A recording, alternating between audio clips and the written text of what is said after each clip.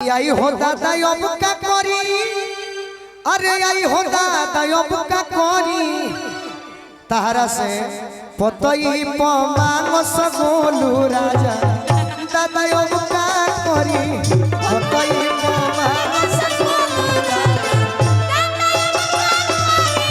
पतई पमांग सगोलू राजा दादा अब का करबू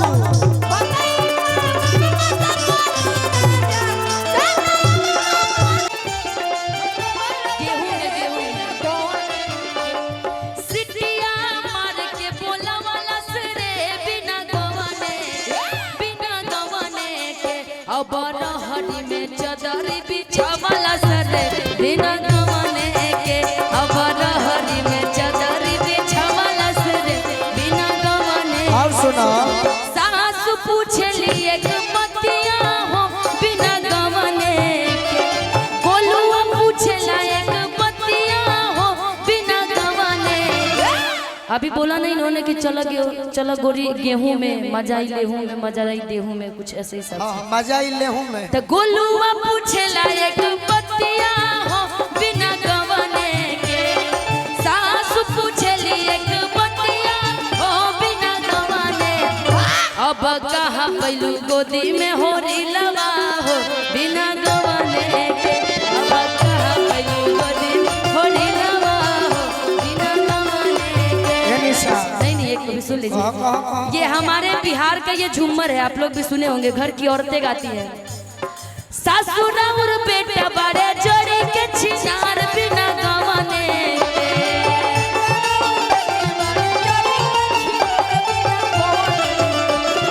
सासुर और गोलू बड़े जोड़ी के छिनार बिना गवने बिना गवने।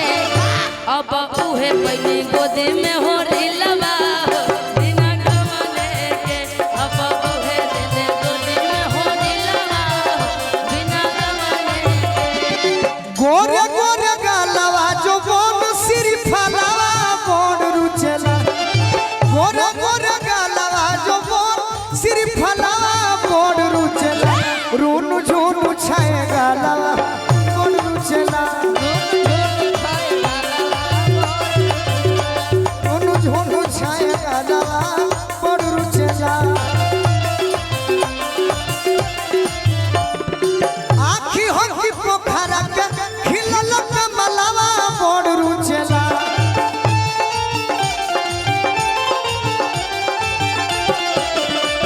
गलवा में मोटर वालवा बोन रुचला, गलवा में मोटर वालवा बोन रुचला।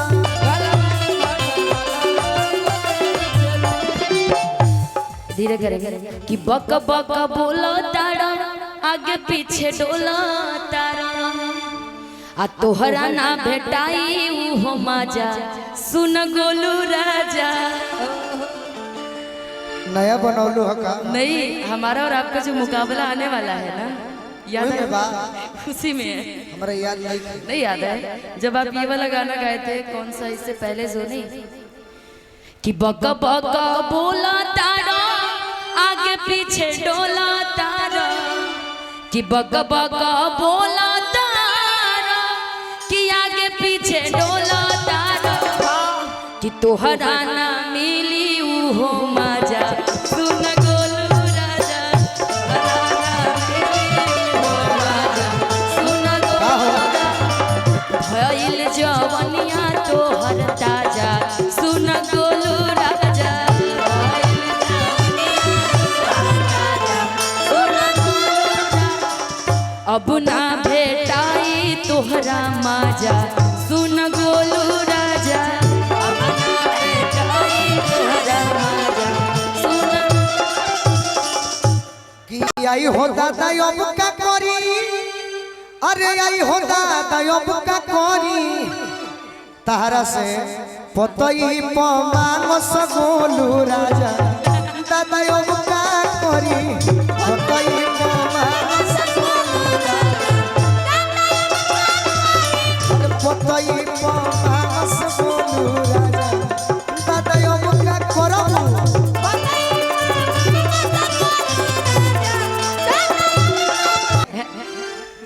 कि भेटा गइल रे, कि भेटा गइल रे बकलोल मरदाना, भेटा गइल रे बकलोल मरदाना, भेटा गइल रे बकलोल मरदाना, भेटा गइल रे बकलोल मरदाना। आलू के ओल कहे कहे कहे कहे, आलू के ओल कहे, आलू के ओल कहे मटर के जाना, आलू के ओल कहे मटर के जाना। बेटा गइल रे बकलोल मरदाना, बेटा गइल रे बकलोल मरदाना, बेटा गइल रे बकलोल मरदाना। गौआ में घूमे ललफुआई बन के,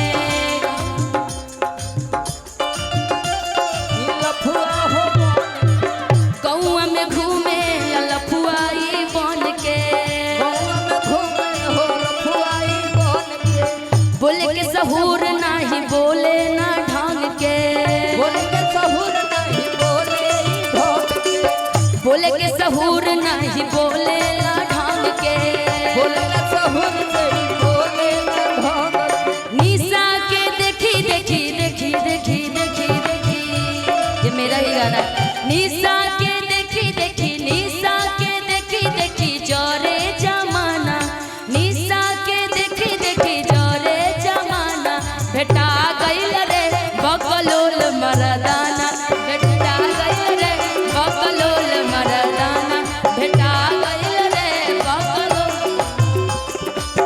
डम डम डिगा डिगा मौसम डिगा डिगा, डम डिगा डिगा तुझ पे कुर्बान मैंने मैं तो गिरा, चेहरा आपका सुभान अल्लाह, चेहरा आपका सुभान अल्लाह, चेहरा आपका सुभान अल्लाह। भेटा गइल रे बकलोल मरदाना, भेटा गइल रे बकलोल मरदाना। तू हमर जान हो, तू ही परान हो, तू हमर जान हो, तू ही परान हो। कहब काट के हम दे दी करे जाके। निमक तो तहरा लगबे कर लगा फिर भी, अरे गड़हा में फेंक दी हो ले जा, गड़हा में फेंक दी हो ले जाके, ले जाके गड़हा में फेंक दी हो ले जाके, ले जाके गड़हा में फेंक दी हो ले जाके। हे कहूँ ताको ना दिल में झांको ना, एक बार टेस्ट को के देखो दिलवा यही जाके।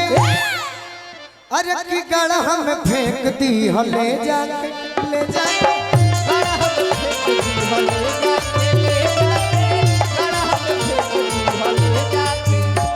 अरे गड़हा में फेंक दी हो ले जाके, गड़हा में फेंक दी हो ले जाके, ले जाके गड़हा में फेंक दी हो ले जाके, ले जाके गड़हा में फेंक दी हो ले जाके। कवना घर में अवना जाना, कवना घर बिछमना हो, कवना घर में, कवना घर में आना जाना, कवना घर बिछमना हो, कवना घर में हो कवना घर में। त गोलुआ से रस बोलावे हो, कवना घर में, गोलुआ से रस बोलावे हो, कवना घर में। नैहर में देत बारू, पहले मेरा सुन लीजिए उसके बाद बोलिएगा। छोटका घर में आना जौना बड़का घर बिछवना हो, अनहरा घर में, आ जाइए, आ छोटका जाइए। घर में आना जौना बड़का घर बिछवना हो, अनहरा घर, आ जाइए, हाँ अनहरा घर। आ जाइए। चलो चलो। तो गोलुआ से रस बोलावे हो, अनहरा घर में, तबियावा से रस बोलावे हो, अनहरा घर में। नैहर में देत बारू यारवा के पपी, नैहर में देत बारू ई जनी बुझी हो बात पियावा से छोपी।